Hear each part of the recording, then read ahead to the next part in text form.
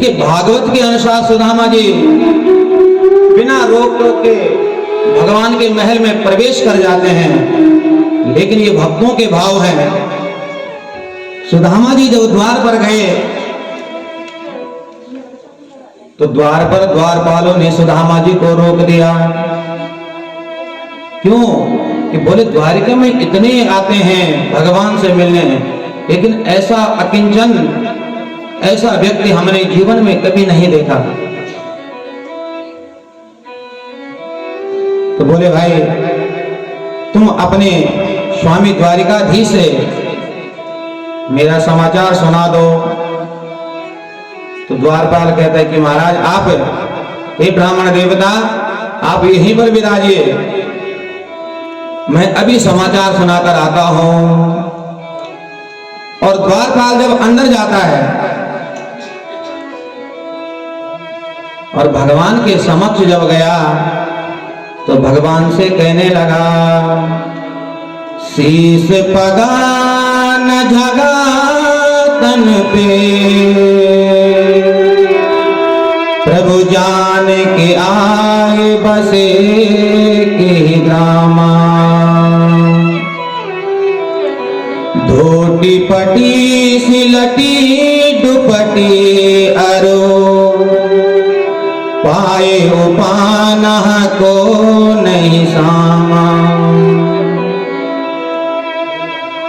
द्वार खड़ो द्विज दुर्बल एको, रहो चकिसो वस दो अभिरामा, पूछत दीन दयाल को धामा, बतावत आपनो नाम सुधामा। और भगवान ने जो सुधामा नाम सुना तो कहां सिंहासन पर बैठे थे और बिना चरण पादुका के ऐसे दौड़े, न जाने कौन आया। जैसे मृत शरीर में प्राण आत्मा आ जाए ऐसे भगवान उठे। और रुक्मणी को भी बहुत अचंभित हुआ। रुक्मणी, अरे ऐसा कौन सा अकिंचन आ गया है। उत्तरीय वस्त्र भगवान का एक तरफ गिर गया और भगवान दौड़े और सुदामा जी को गले लगा दिया।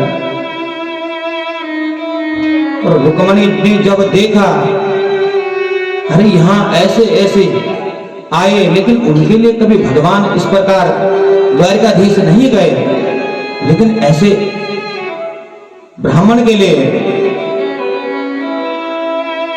आज भगवान तो चरण पादुका पहनना भी भूल गए। उत्तरीय जो वस्त्र है वो गिर गया है और सुदामा जी को गले लगाकर भगवान के नेत्रों में भी आंसू आ गए।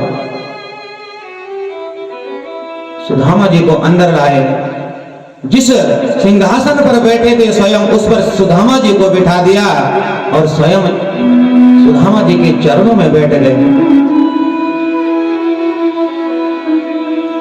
और रुक्मणी से कहा है कि देवी आज हमारे अहोभाग्य हैं, अरे हम धन्य हो गए हैं। क्यों? कि आज हमारे घर में ब्राह्मण देवता के चरण पड़ गए, इसलिए जल लेकर आओ।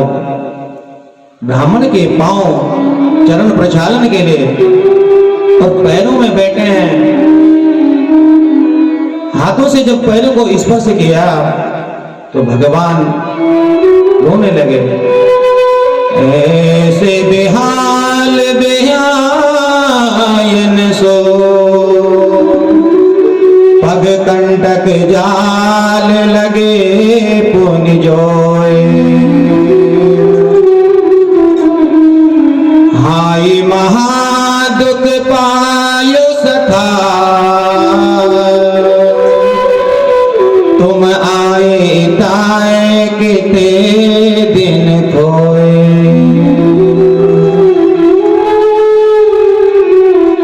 देख सुधाम की दीन दशा,